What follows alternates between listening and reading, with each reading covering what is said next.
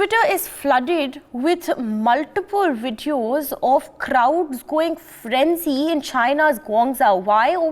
Over the zero COVID policy implemented by China, there were crowds of people in the southern city of Guangzhou that were seen storming the streets, and they crashed through COVID barriers and marched down streets in chaotic scenes on Monday night, according to videos that have been posted online, in a show of public resentment over coronavirus curbs.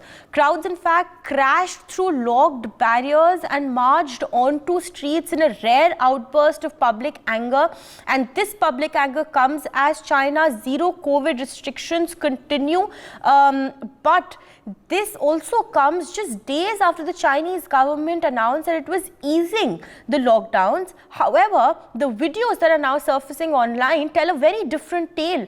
Videos that are being shared widely on Twitter show noisy scenes in Guangzhou's Haizu district of people charging down streets and demonstrating with white hazmat suit-clad workers.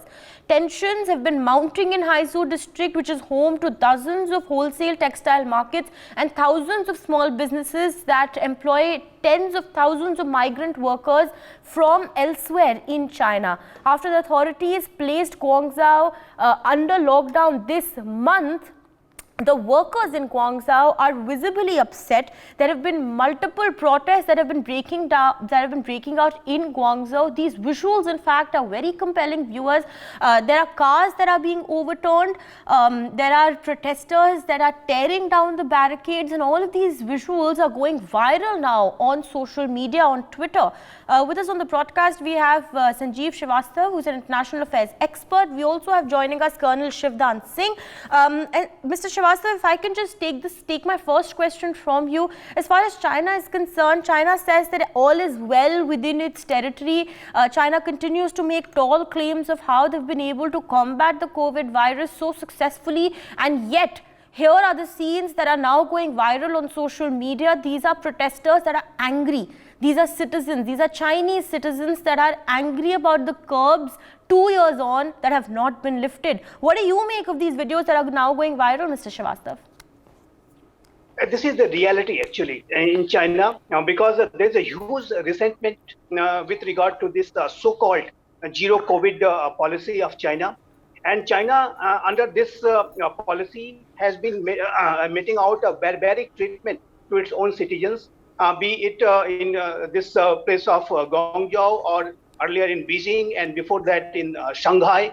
And everybody was forced to just to keep inside the houses, and they were not allowed to go on for their normal lives. And this was all being done. This kind of very, very barbaric treatment was being meted out to the citizens of China under the name of this so-called zero COVID policy.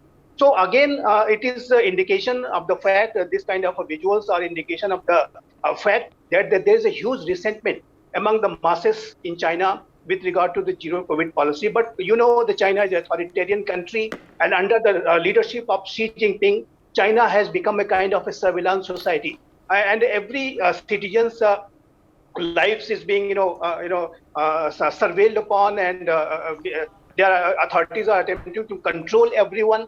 And this kind of authoritarian, totalitarian tendencies are going to grow in the third term of Xi Jinping. So I think people of China are suffering. There's no doubt on that.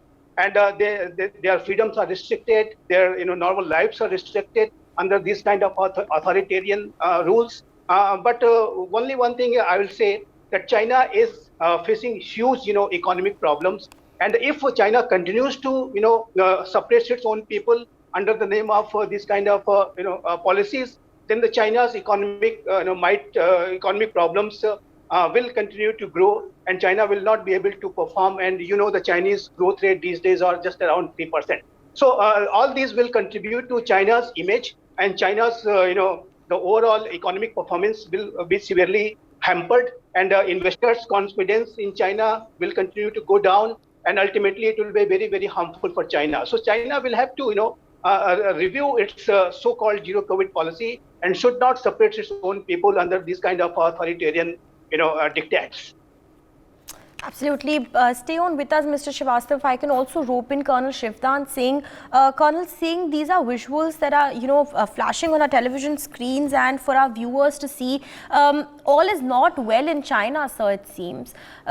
Given that the latest COVID restrictions have resulted in major protests in a Chinese city called Guangzhou, do you think that it's possible that China might in fact consider sending the People's Liberation Army on the streets of Guangzhou, as we've seen in the past when the protest happened with regards to money that was being withdrawn from banks? Do you think that that is something that could also happen? Do you think that the PLA could be deployed given China's history?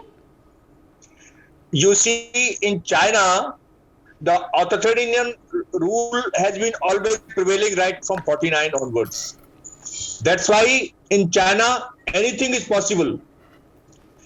Famous that square massacre which was done in China when democratic movements ke liye people were assembling there, and that I'm forgetting the name of that square, fencing square, name was there or something name was there. In 80s this has happened.